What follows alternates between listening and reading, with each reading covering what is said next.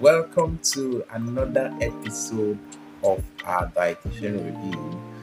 My name is Fechi, your dietitian. Okay, so today we'll be looking at another exciting topic, and it's one of the nutrients that we also overlook a lot of times, and some people don't even know that there's a nutrient called copper.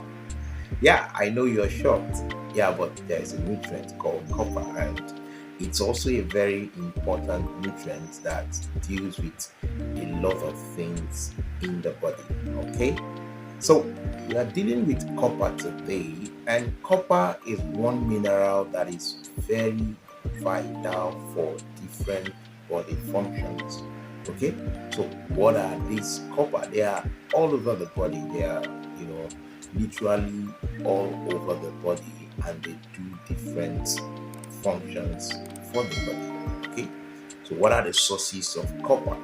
You can find your copper in your potatoes, you can find your coppers in your green peas, you can find your copper in your beans, in your green vegetables, in your whole grain, your sunflower. It's also in your oyster, your seeds, your mushroom, nuts, and seeds. You also find it in your lobster and your dark chocolate.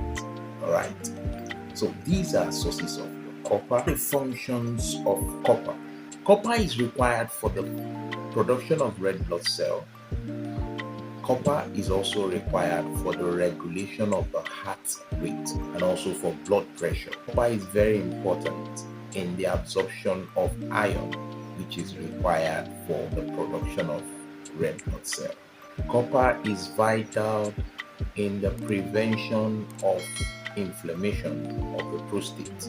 Okay. Copper is also very important in the development and maintenance of the bone, connective tissues, and organs of the body, like the brain and the heart. Copper is also essential for the activation of the immune system.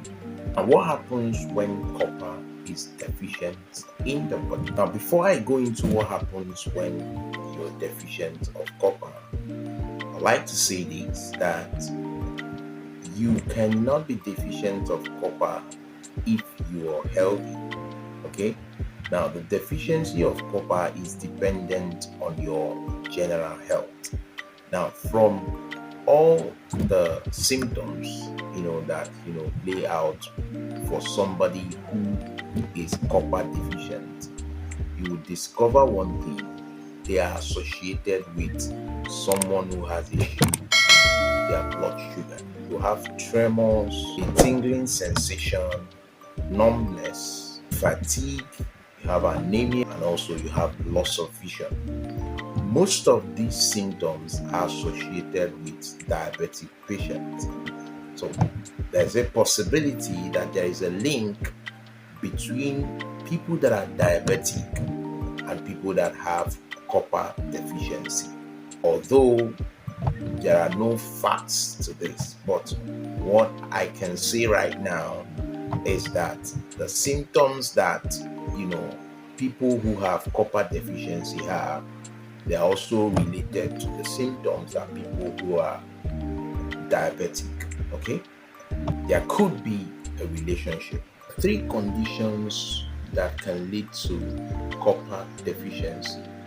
These conditions are celiac disease, cystic fibrosis, and Crohn's disease. What happens when copper is taken in excess? There are a couple of symptoms that take place when copper is taken in excess, and they can be headache, it can be vomiting of blood, it can be diarrhea, it can be just these little symptoms in the body. Okay, and this uneasiness. Okay, you may be having some cramps and all of that. Okay, this is the recommended daily allowance for copper. The recommended daily allowance for copper for both men and women is 900 microgram. Okay, this is where we come to the end of today's episode. Okay, I believe that you've gotten some value.